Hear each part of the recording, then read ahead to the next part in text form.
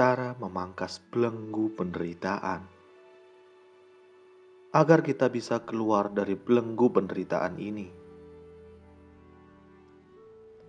mari kita renungkan bersama. Mereka yang terpengaruh nafsu indria akan terjatuh ke dalam arus kehidupan, seperti laba-laba yang jatuh ke dalam jaring yang tak dibuatnya sendiri.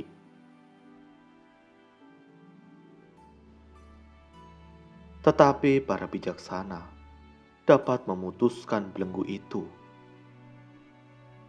Mereka meninggalkan kehidupan duniawi tanpa ikatan serta melepaskan kesenangan-kesenangan indria. Tujuan akhir ajaran Buddha adalah kebebasan dari penderitaan atau dukkha nirodha. Bebas dari penderitaan, inilah yang disebut sebagai kebahagiaan tertinggi dan lazim disebut nibbana.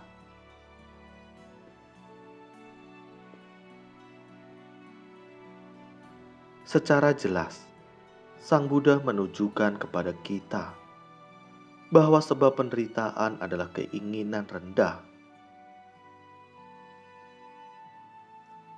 Disebut keinginan rendah karena keinginan tersebut diselubungi oleh kebencian, keserakahan, dan kebodohan batin.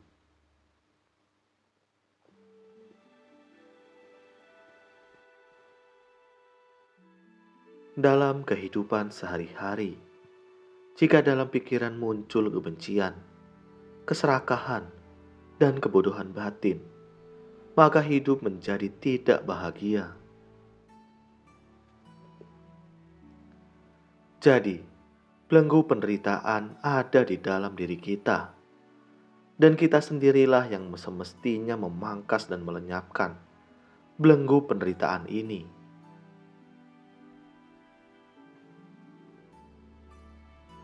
Perhatikanlah di dalam diri kita saat muncul penolakan terhadap kenyataan, mengeluh, marah, benci, dan dendam. Maka penderitaan akan timbul. Saat muncul rasa tidak bersyukur, tidak menikmati dan menghargai apa yang sudah dicapai, menginginkan sesuatu secara berlebihan, maka di sana kita merasakan tidak bahagia.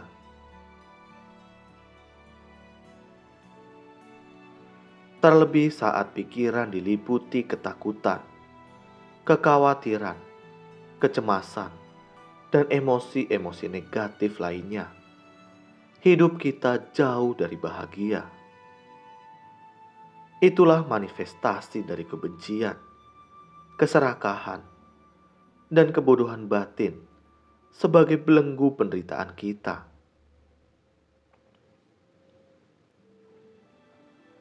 Lalu, bagaimanakah kita memangkas belenggu-belenggu penderitaan itu?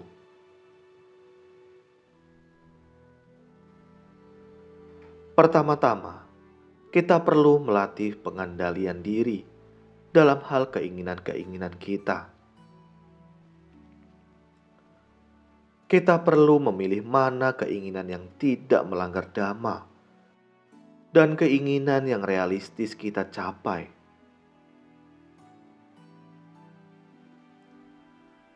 Mempunyai keinginan adalah sangat diperbolehkan, asalkan tidak melanggar dhamma dan realistis.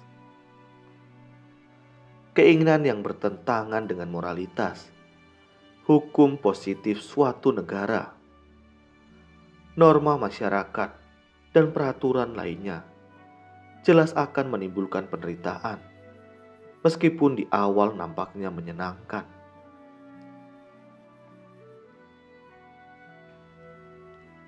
Keinginan yang tidak realistis dicapai hanya akan menimbulkan kekecewaan, stres, tekanan batin, dan berada dalam ketidaknyamanan.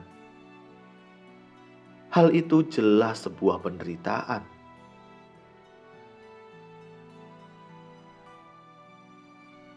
Kedua, kita perlu menyadari bahwa semua keinginan mempunyai dua konsekuensi, yakni tercapai dan tidak tercapai.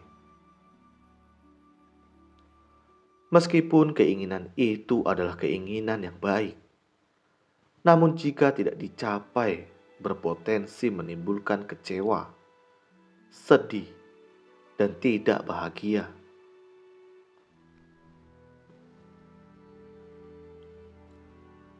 Sedangkan keinginan yang tercapai berpotensi menimbulkan keinginan-keinginan baru yang lebih lagi. Tidak jarang membuat keinginan yang telah dicapai terasa tidak lagi membahagiakan.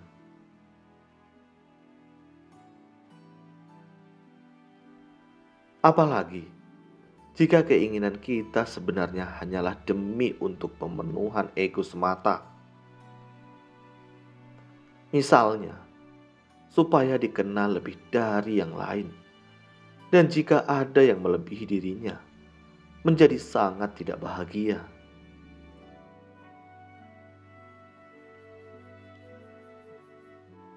Mewaspadai tentang konsekuensi atas munculnya keinginan dan meredamnya dengan kesadaran diri adalah cara memangkas belenggu penderitaan. Matahari sifat aslinya sangat terang, kadang terlihat gelap di saat dia ada. Bukan karena sifat aslinya melemah, tetapi karena tertutup awan dan kabut.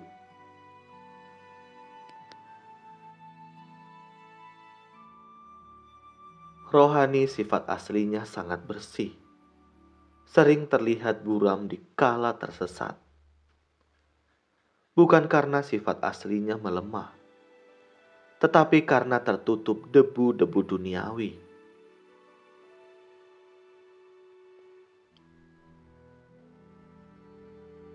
"60.000 tahun terdampar di dunia ini, melewati ratusan kali reinkarnasi. Apakah kita masih belum mau mengerti bagaimana melepaskan belenggu ini?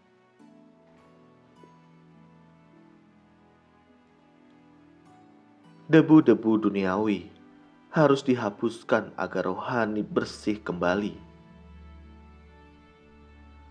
Hanya persyaratan ini untuk bisa kembali ke surgawi.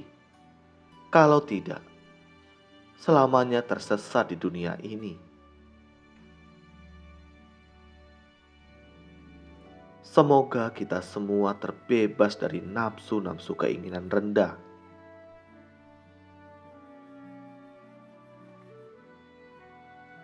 Semoga semua makhluk hidup berbahagia. Terima kasih.